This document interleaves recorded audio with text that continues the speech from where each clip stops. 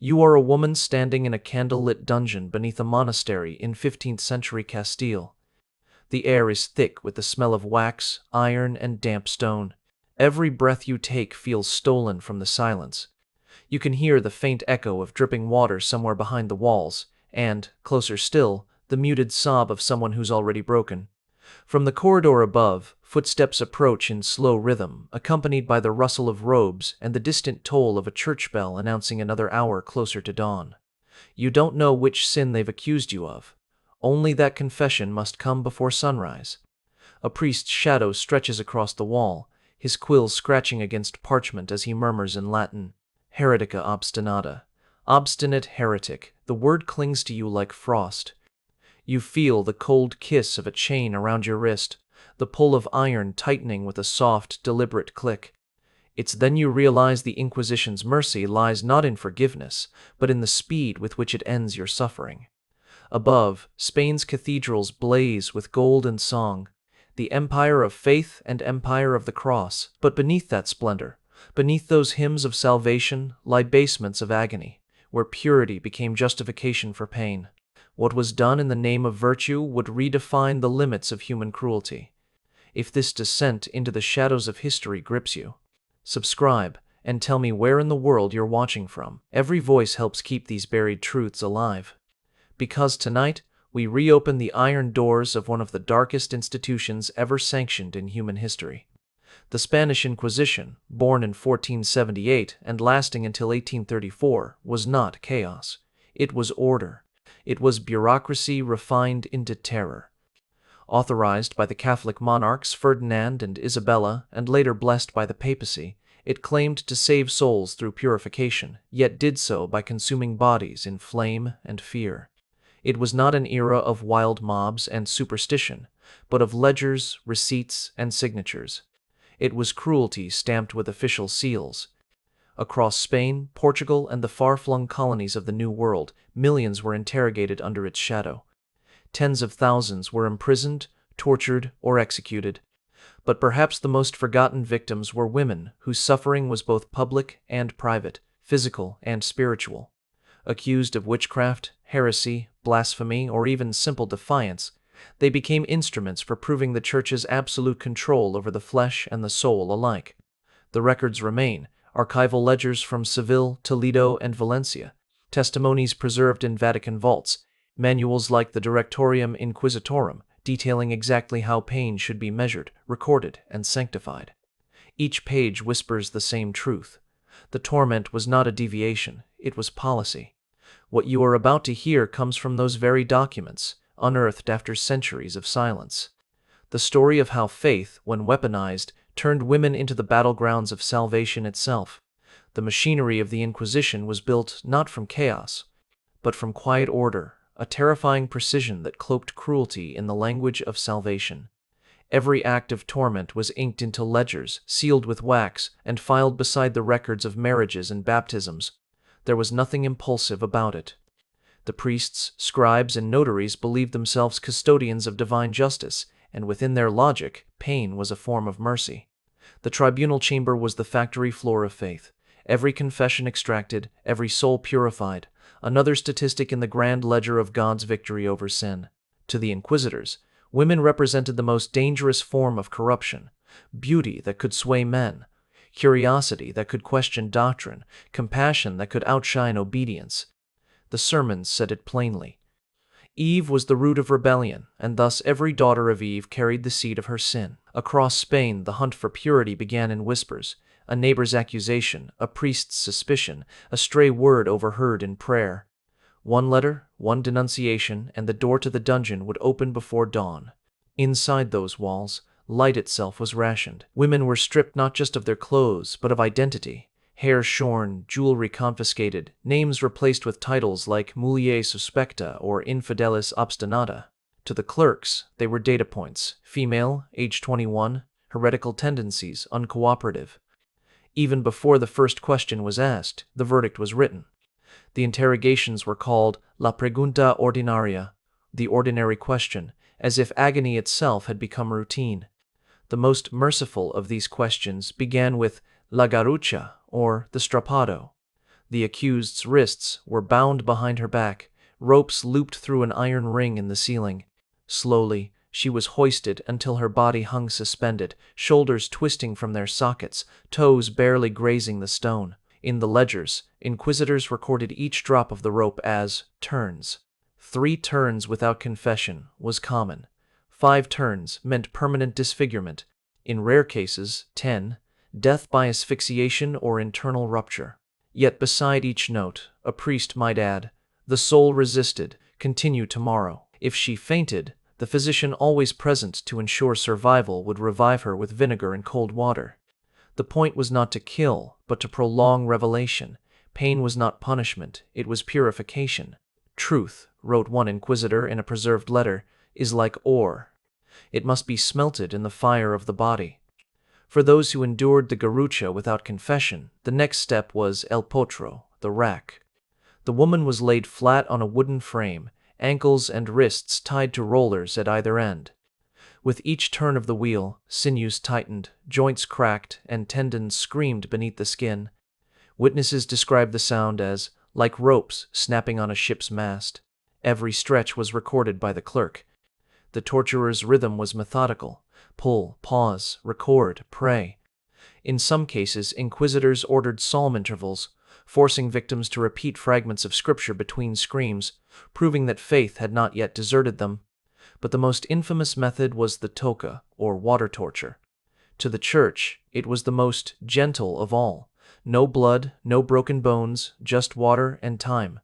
A linen cloth was forced into the mouth, blocking air, while pitchers of water were poured over the face. The victims suffocated and revived in cycles, each breath a negotiation with God.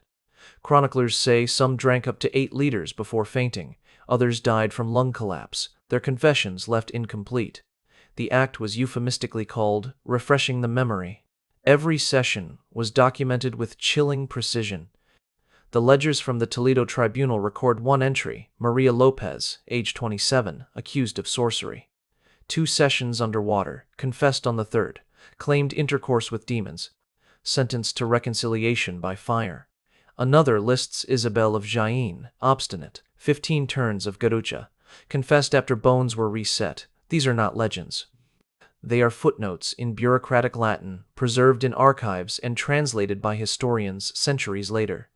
To the outside world, the Inquisition presented itself as righteous. Priests assured congregations that the accused were given every chance to save their souls. Public sermons described women who returned to grace through the cleansing flame. Yet the fires of the auto da fe were never meant to purify.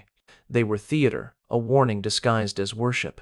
In city squares, the condemned were paraded in penitent robes, embroidered with devils and serpents. The crowd gathered not out of pity, but fascination. Mothers covered their daughters' eyes, yet peered through their fingers. Children learned early that silence was survival. Husbands stood still as their wives confessed under duress, knowing that a protest meant joining them on the scaffold. Families were fined for the costs of imprisonment: the rope, the candle wax, the ink. Salvation, it seemed, had an invoice. What made this system endure was not just cruelty, but order. Torture was not random violence, it was systematic. The same techniques were applied in Valencia, Zaragoza, Granada, and even in the far colonies. Manuals specified temperature, rope thickness, number of interrogators, and distance between pulleys. The Inquisition perfected psychological warfare centuries before the term existed. Those who survived often emerged hollowed, minds fractured, bodies twisted. Some wandered into convents to spend their remaining years in silence. Others vanished entirely, names replaced with phrases like anima reconciliata, soul reconciled. To the Church, they were success stories. To history, they were ghosts. But the true genius of the Inquisition lay not in its cruelty, but in its documentation. Every act of horror was justified by scriptural citation, every bruise annotated with scripture. One chronicler wrote, "As God purged the world by flood, so we purge the soul by water." These men saw themselves not as monsters, but as engineers of purity, and women, their reluctant blueprints. The same process repeated for centuries, a well-oiled machine of faith and fear. Yet beneath the ledgers and prayers lay something deeper, the realization that the torment of women served more than spiritual ends. It reinforced the architecture of power, the idea that obedience was not just holy, but female. As the Inquisition expanded its reach, its machinery of suffering grew more sophisticated, its logic more refined. What began as religious purification became an industry of control. The tribunals evolved into self-perpetuating bureaucracies: inquisitors, scribes, torturers, confessors, each dependent on the machinery to justify their own existence. The Church called it vigilance. Historians now call it the first systematic network of state-sanctioned torture in Europe. By the early 1500s, the Inquisition had perfected its rhythms: morning masses above ground, interrogations below. Nuns embroidered altar cloths, while prisoners screamed beneath their feet. In some monasteries, dungeons were built directly beneath chapels, the sound of suffering rising like incense through the stone. The juxtaposition was intentional: faith above, fear below. Heaven and hell stacked in the same building. Women accused of heresy were often condemned not for doctrine but for defiance. A woman who read scripture in private, healed the sick with herbs, or challenged a priest's word could be labeled bruja or relapsa, witch or relapsed heretic. Many of these accusations came not from theology, but jealousy, gossip, or political convenience. The Inquisition weaponized rumor. Fear became currency, and virtue a trap. Inquisitors justified gendered torture through a perverse theology of anatomy. Manuals described women as vessels prone to corruption, whose bodies were gateways of temptation. Their methods reflected that belief. Prisoners were forced to endure invasive medical examinations, under holy pretext, searching for the devil's mark or proof of demonic union. Chroniclers detail scenes of humiliation where women were stripped, shaved, and inspected before witnesses, their dignity dismantled piece by piece. Psychological warfare accompanied physical torment. Many were held in complete darkness for days, deprived of food and sleep until reality blurred. Guards recited psalms endlessly, twisting the words of mercy into instruments of madness. Some victims confessed to absurd crimes simply to stop the voices. Others clung to silence, praying the next dawn would bring execution instead of another session of faith. The most haunting accounts come from women who survived. Fragments of testimony smuggled out of the archives speak of the quiet horrors, the loneliness, the degradation, the weight of being forgotten. "They told me the devil lived in my body," one wrote. "After a while, I believed them." In that sentence lies the deepest victory of the system, when the tortured became their own accusers. Beyond the dungeons, the Inquisition's power extended to economics. Each conviction meant confiscation of property, dowries, and inheritance. For the Church, purity was profitable. Women of wealth or influence were prime targets. Their punishment ensured both piety and plunder. Even after death, their estates were seized, their families shamed. The ledgers tally gold beside names: Maria, 400 ducats; Catalina, 2 silver chalices; Isabel, 3 bolts of silk. Suffering turned to revenue, and virtue to bookkeeping. Archaeological excavations in Toledo and Cartagena have uncovered subterranean cells, iron rings still embedded in stone, and fragments of rosaries worn smooth by desperate hands. In one chamber, faint carvings on the wall form a name: Esperanza, hope, the last defiance of a woman erased from every official record. The Inquisition's cruelty did not end with Europe. As Spain's empire expanded, so too did its instruments of control.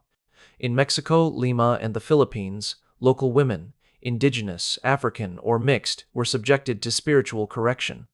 Their native rituals were branded heresy, their languages forbidden in confession.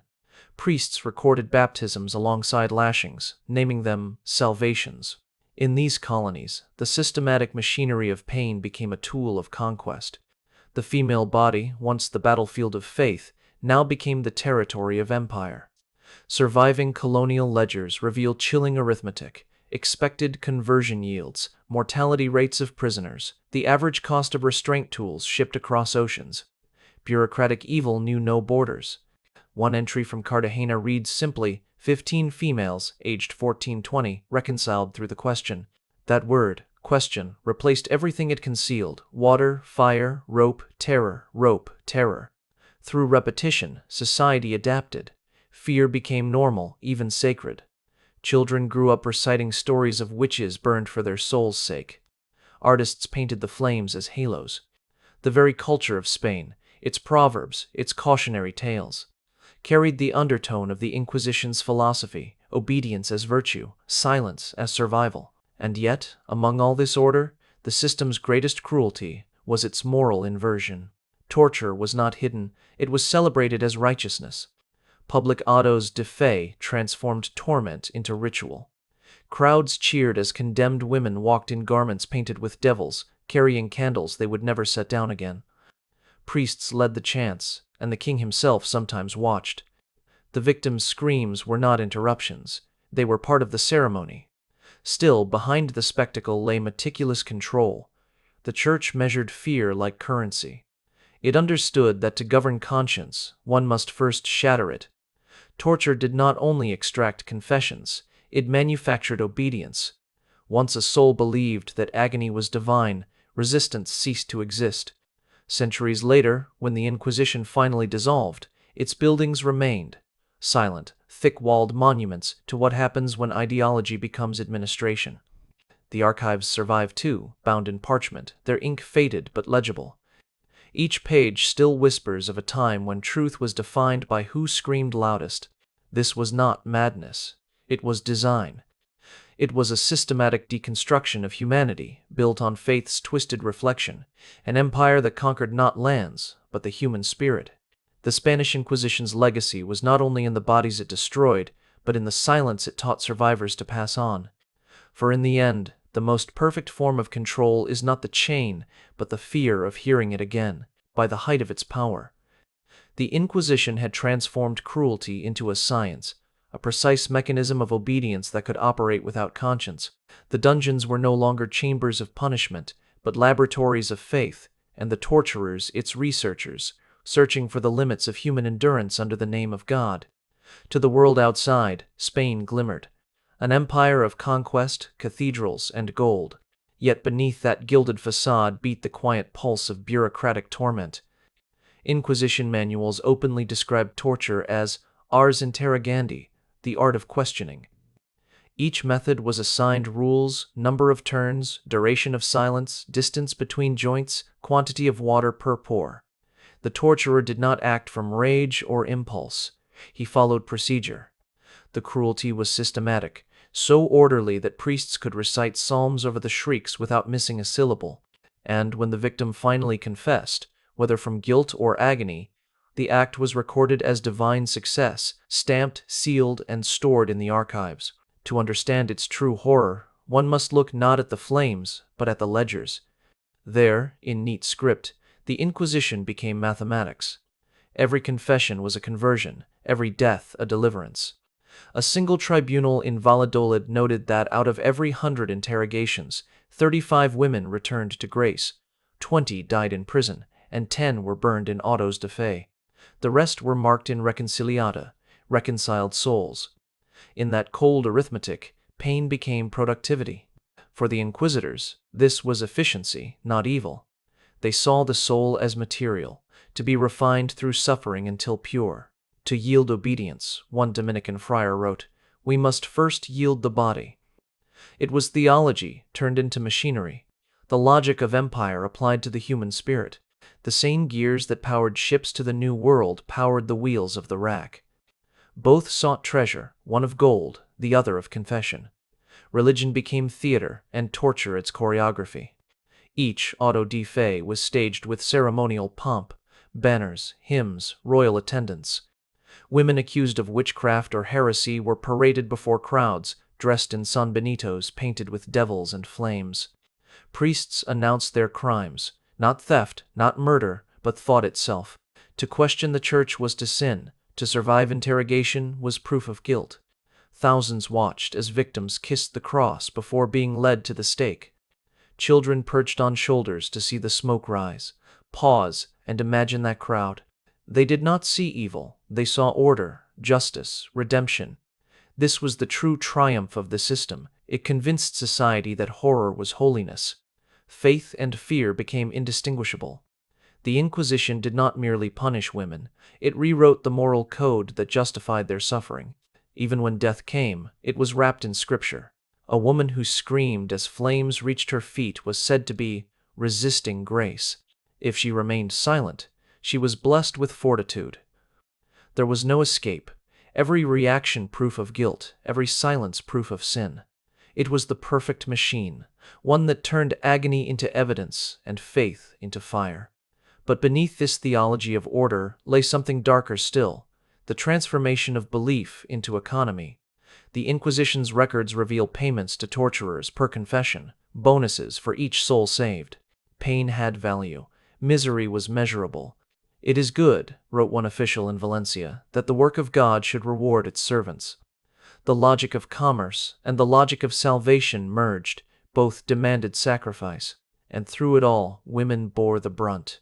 Their bodies were instruments of instruction, their deaths parables for obedience. The system endured because it was profitable, not just in coin, but in control. For every woman burned, 1,000 others learned silence. The machine no longer needed fire to function. Fear alone kept it turning.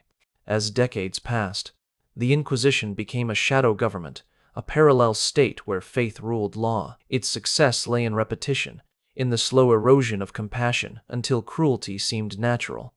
Children grew up with the smell of burnt flesh drifting from plazas like incense. They learned early that to question was to perish. The empire's citizens no longer feared God, they feared his servants. Documents from the late 16th century show the systematic rhythm of this machine. Interrogations were scheduled by season, spring and autumn brought purification cycles, when new prisoners filled the cells.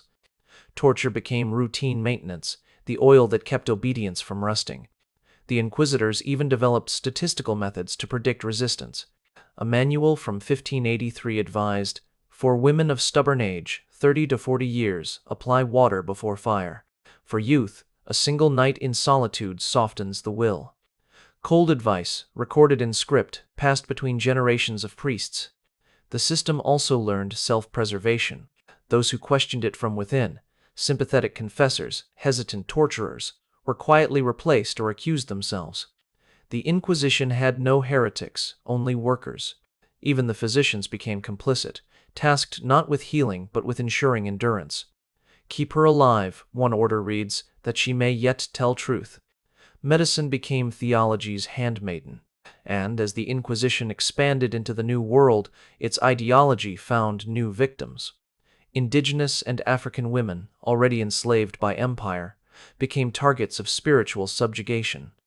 Colonial priests recorded their cleansings with the same clerical calm as their Spanish predecessors. 3 lashes for refusal of baptism, 10 for speaking the heathen tongue. Inquisition by export, the machinery of torment shipped across oceans under the banner of faith. The irony was unbearable. While the Church claimed to save souls, it was perfecting the art of destroying the human spirit. Entire villages surrendered at the whisper of what awaited their daughters. Families disfigured their own children to spare them beauty, knowing it invited suspicion. Women hid in convents, shaved their heads, took vows, not out of devotion, but survival. It was not the flames that destroyed them, but the centuries of silence that followed. By the 1600s, the Inquisition's grip had become invisible, yet absolute. It no longer needed to burn, its legend burned for it. The sound of chains became metaphor, the memory of screams enough to keep millions obedient. Faith had devoured fear and become indistinguishable from it. Society absorbed the system's logic until it was indistinguishable from morality itself. Husbands disciplined wives for their souls. Mothers warned daughters that curiosity was sin. Torture left the dungeon and entered the household. And so the Inquisition survived long after its walls crumbled, not in fire, but in behavior, belief, and silence. The final ledgers of the 18th century show a chilling transition: fewer executions, more confessions. The machine no longer needed blood. It had perfected obedience. Even as Enlightenment philosophers mocked its superstition, the bureaucracy continued quietly, methodically, without spectacle. The terror had become internalized, and then, one day, it ended. Officially abolished in 1834, the Inquisition died not with revolution, but with fatigue. The world moved on, leaving its ruins buried under churches and palaces. Yet the system had done its work too well. its methods: control through fear, bureaucracy masking brutality, faith justifying power, would reappear across history, reborn under new banners. That is its true legacy. The Inquisition did not vanish, it evolved. And its lesson is eternal. When conviction and authority unite without conscience, even faith can become a weapon. Spain's empire built its glory on devotion, but its shadow was carved in agony.